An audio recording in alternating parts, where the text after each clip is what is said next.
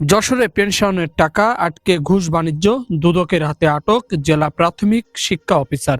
ঘুষ লেনদেনের সময় হাতে নাতে ধরা পড়েছে যশোর জেলা প্রাথমিক শিক্ষা অফিসার আশরাফুল আলম।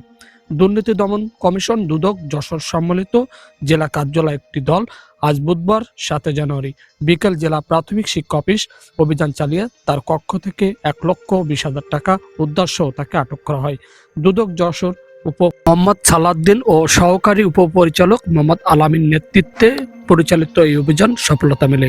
তারা দীর্ঘদিন অভিযোগ প্রেক্ষিত ফাঁদ পাতে অভিযোগকারী বসুন্ধিয়া খানপাড়া সরকারি প্রাথমিক বিদ্যালয় সহকারী শিক্ষক মোহাম্মদ নুর নবী জানান, তার প্রয়াত স্ত্রী শিরিনা আক্তার পেনশন সংক্রান্ত ফাইল ছাড় করানোর জন্য আশরাফুল আলম দীর্ঘদিন মাস ধরে নানা অজুহাত ঘোরাতে থাকে। এক পর্যায়ে প্রথম দফায় 80,000 টাকা ঘুষ নেওয়ার পর আবারও টাকা দাবি করে।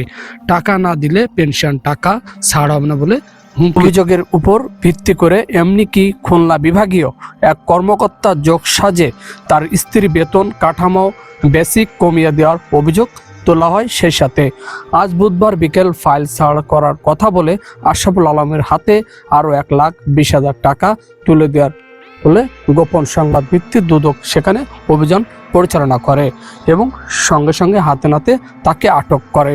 দুদক যশোর সম্মিলিত জেলা সহকারী পরিচালক মোহাম্মদ আলামিন জানান, আটক কর্মকর্তা জিজ্ঞাসাবাদ করা হচ্ছে ও তার বিরুদ্ধে দুর্নীতি দমন আইন মামলা দায়ের প্রস্তুত চলছে।